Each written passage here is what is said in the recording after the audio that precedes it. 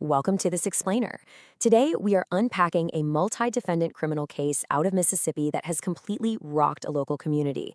We're going to carefully walk through the official affidavits, the timelines, and some expert legal analysis to figure out exactly what authorities allege happened here. We'll be relying entirely on established facts, official documents, and expert commentary to map this all out.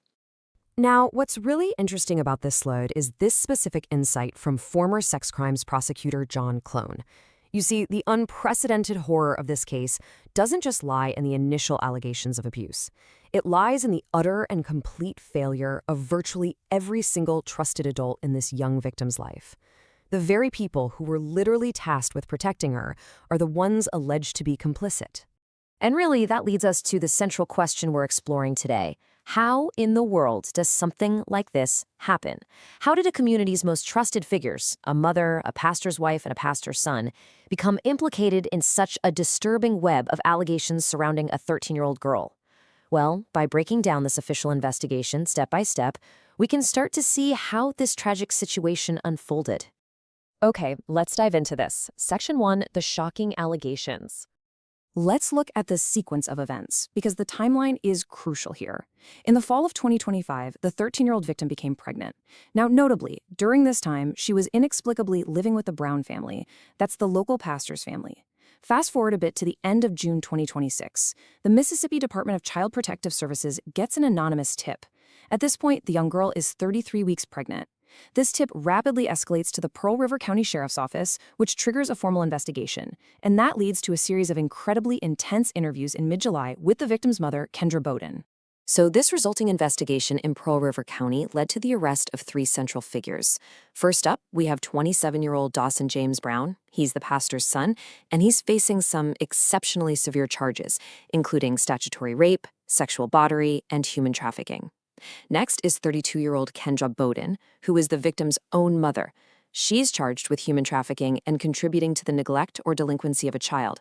And finally, Sabrina Brown, Dawson's mother and the pastor's wife, charged with conspiracy, tampering with physical evidence, and child neglect.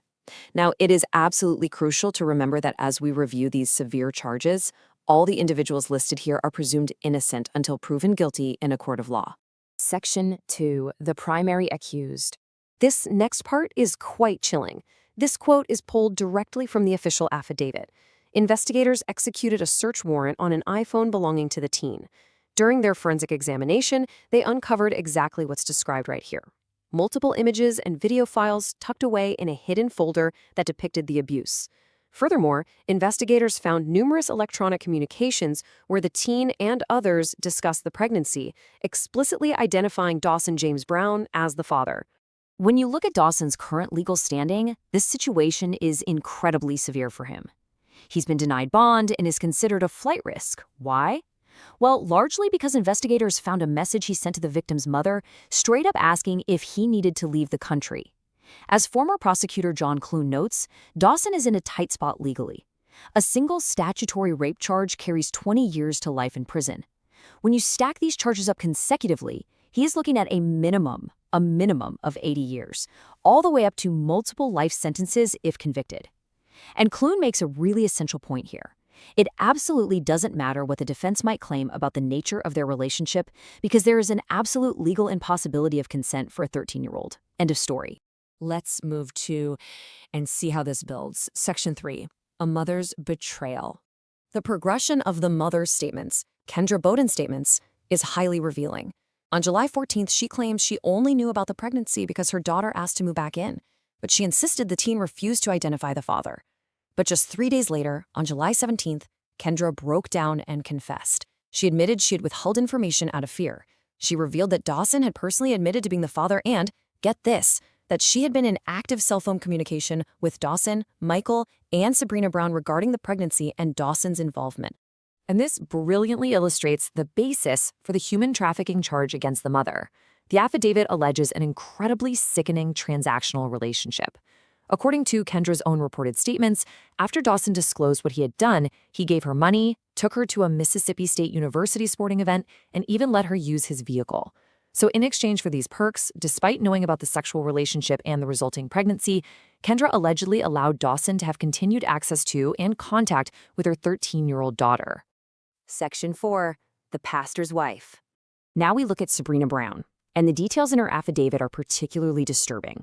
Digital messages allegedly reveal that she attempted to coerce and instruct the 13-year-old victim on how to falsify information and actually fabricate documents regarding Dawson's DNA for the investigators. John Clune, the sex crimes expert, points out that recruiting the victim to help cover up the crime adds this devastating layer of psychological trauma. Think about it. The message sent to this child by the adults meant to care for her wasn't one of protection. It was a demand that she help the perpetrators get away with it. What makes this alleged manipulation even more stark is Sabrina's professional background. According to the school's website, Sabrina Brown was actually a longtime educator at Pearl River Community College. And what did she teach? She reportedly taught classes on psychology. There is just this deeply disturbing contradiction between her public role as a psychology educator and the allegations that she actively coerced a traumatized young girl to manipulate a police investigation. Section 5. The Church and the Pastor. As this investigation rolls on, Pastor Michael Brown's legal obligations are heavily under scrutiny, even though he's not currently charged. A mandatory reporter is a professional who is legally required to report suspected child abuse to authorities. Pastor Brown fits this definition perfectly through his role as a clergyman. But on top of that, his background as a former investigator with the Biloxi Police Department means he is incredibly well versed in the law. If detectives can prove he had concrete knowledge of the abuse and did nothing, his failure to report it could put him in very serious legal jeopardy. Former prosecutor John Clune provides an essential analysis of how abuse happens within environments like this. We tend to think of grooming as just involving the child, but predators don't just groom children, they groom the parents. And this matters to all of us because trust in institutions like churches is frequently weaponized. Parents tend to just let their guard down when dealing with a nice family that's heavily involved in the church leadership. This creates a really dangerous blind spot where unearned trust grants abusers unchecked access to vulnerable kids, which might exactly explain how a 13-year-old ended up living in the pastor's home in the first place. So the crucial point is, Section 6, legal fallout and next steps. Take a look at this number, $160,000. That was the bond amount set for Kendra Bowden, the victim's mother, which she actually posted to secure her release from jail. Similarly, Sabrina Brown posted a $10,000 bond and was also released. Dawson Brown, however, remains the only one behind bars right now. He's being held as a flight risk without bond as he awaits trial for charges that, again, could see him imprisoned for the rest of his natural life. As we wrap up this explainer, we're really left with the most heartbreaking aspect of this entire investigation. The victim, who is now a 14-year-old girl, is on the verge of giving birth, if she hasn't already. Social services will likely have to step in and take custody of both the teenage mother and her infant. It forces us to ask this provocative and frankly devastating question.